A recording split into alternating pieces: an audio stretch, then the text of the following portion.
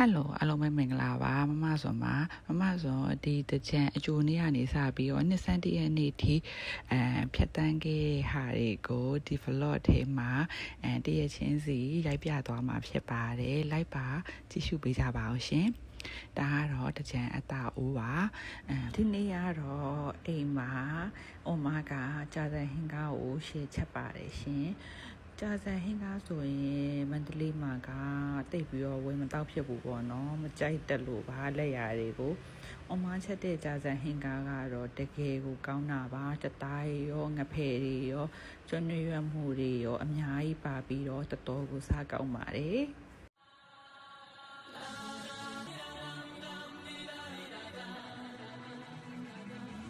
နေ့ကတော့မလဲဖြစ်ဖို့ပေါ့နော်ဒါကတော့အကြနေပါအကြနေမှာတော့လမ်းလျှောက်တကြံကိုတွားဖြစ်ပါတယ်မန္တလေးသူဆိုတော့လေမန္တလေးလမ်းလျှောက်တကြံကိုတွားပြီးတော့ join ဖြစ်တဲ့ပေါ့နော်အကြနေမှာအိမ်မှာအမကမုံလုံးရီပေါ်နဲ့မဟင်ငါချက်ကျွေးပါတယ်ရှင်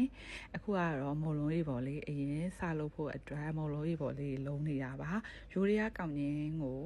ဆန်ကိုအသုံးပြုပြီးတော့လှုပ်ထားပါတဲ့အရန်ကိုစားကောင်းနေကွာစီပိုင်လေးနဲ့နုညံ့ပြီးတော့ထညက်လေးကလည်းချိုနေရပဲဒါမုံလုံးရီပေါ်လေးတွေ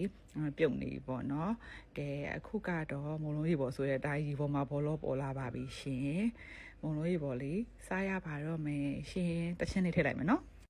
မုံလုံးရီပေါ်ရစားချမြုပ်ပြီးပါရင်တော့အာနာစိတ်ဆိုးချက်ဘူးမဟုတ်လားအမလှုပ်ကြွေမုံလုံးကြီးပေါ်အုံးသီးအများကြီးနဲ့အရင်စားကောင်းပါတယ်ကဲအခုကတော့မုံဟင်းကချက်မှာပါ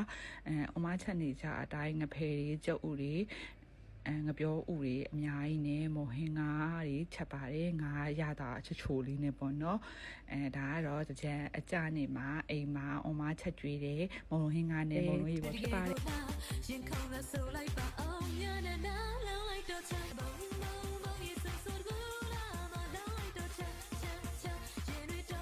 ဒီနေ့ကတော့တကြံအကြက်နေပေါ့နော်အကြက်နေကတော့ The Square ကိုသွားပြပါတယ် The Square မှာကစနေရယ်ဆန်းဆန်းရယ်လာမယ်ဆိုလို့ပေါ့နော်လက်မှတ်တော့ကြိုးဝယ်ထားတာမဟုတ်ပဲမဲ့မိတ်ဆွေတယောက်မိတ်ဆွေညီမလေးတယောက်ကလက်မှတ်တွေစီစဉ်ပြီးလို့တွားဖြစ်ခဲ့ရပေါ့နော်သူ့ဘွားတွေကနေအခုအိမ်အောင်တဲ့ဘွားရောက်တဲ့အထိတကြံဆိုရင်ယောက်ျားနဲ့အမြဲတမ်းအတူတူတွားလေဖြစ်တယ်ပေါ့နော်ဒါကတော့ဆိုင်ဆိုနေတဲ့အချိန်မှာဆိုင်ကတော့တနားရီလောက်ပဲဆိုသွားတာပါခဏလေးပဲပေါ့နော်ကိုယ်လည်းဆိုင်ဆိုပြီးရနဲ့ပြန်ခဲ့တာပါဟုတ်ပြီဆိုရင်တော့မန္တလေးမှာပဲအရန်ပျော်တယ်ပေါ့နော်တကြံတွင်းကိုဘန်ကောက်ကိုလည်းတွားဘူးတယ်ဒါပေမဲ့အိပ်ပန်ကောက်မှာလုံးဝမပျော်ခဲ့ဘူးမန္တလေးကိုပဲရမ်းပြန်လာချင်တာပေါ့နော်တကြံကိုအဲ့တနေ့မှာတော့မိသားစု9ယောက်စလုံးလမ်းလျှောက်တကြံမှာတူတူသွားပြီးတော့လမ်းလျှောက်ပြီးတော့လေဖြစ်ခဲ့ပေါ့နော်ညနေကျမှသွားတာဆိုတော့ညဘက်အထိလေဖြစ်ခဲ့ပါတယ်နှစ်သက်မှာလည်းအကုန်လုံးလည်းစိတ်အေးချမ်းသာခြင်းကိုအေးချမ်းသာခြင်းနဲ့ပြေဝပြီးပတ်စံနေအများကြီးဝင်ကြပါစေရှင်ဒီနေ့နှစ်ဆန်းတရက်နေ့မှာတော့အိမ်ရှိမှာပဲလူအယောက်350စာအတွက်နှိုစိမ့်မုံလက်ဆောင်ကုသိုလ်လုပ်ပါတယ်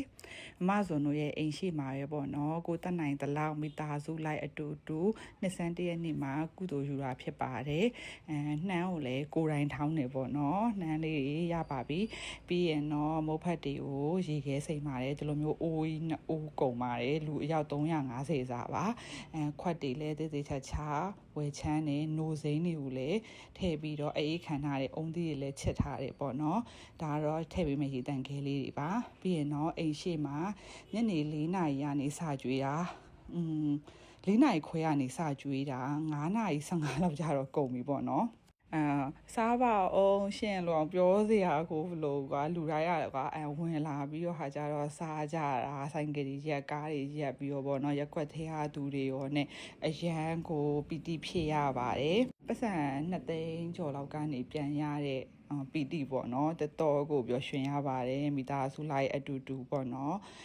ဒီလိုမျိုးနှစ်ဆန်းတရက်နေ့မှာကုသိုလ်ယူခွင့်ရတဲ့အတွက်လည်းအရန်ပျော်ပါတယ်နည်းနည်းပေါ့နော်အဲ့လိုခွက်တွေပါတွေအဆင်မပြေဖြစ်သွားတာတွေနှိုးစိမ်းကုန်သွားတာတွေရေခဲကုန်သွားတာတွေနဲ့အင်ရတွေလည်းပြေးလွှားပြီးတော့အဲ့လိုအဆင်မပြေမှုတွေတော့ရှိခဲ့ရပေါ့နော်ဒါပေမဲ့လည်းပျော်ရွှင်ခဲ့ရပါတယ်မုတ်လက်ဆောင်တဲ့ကိုမုတ်လက်ဆောင်ဘက်ကလည်းအေးလေးလုပ်ပေးထားတယ်နောက်ပြီးတော့ထညက်ရီချိုလေးထည့်တယ်ပြီးရင်နှိုးစိမ်းတွေထည့်တယ်အုံသီးထည့်တယ်နှမ်းတောင်းထည့်တယ်ပေါ့နော် တောက်တဲ့သူတွေကတော့အရန်ကောင်းတယ်တဲ့နိုစိမ့်လေးနဲ့စိတ်နေရပဲတညက်ရလည်းချိုးနေရပဲလို့ပြောတဲ့အတွက်ပီတိဖြစ်ရပါတယ်ရှင်ကြည့်ပေးကြတဲ့အတွက်အားလုံးကိုကျေးဇူးတင်ပါတယ်ချစ်တဲ့တတာ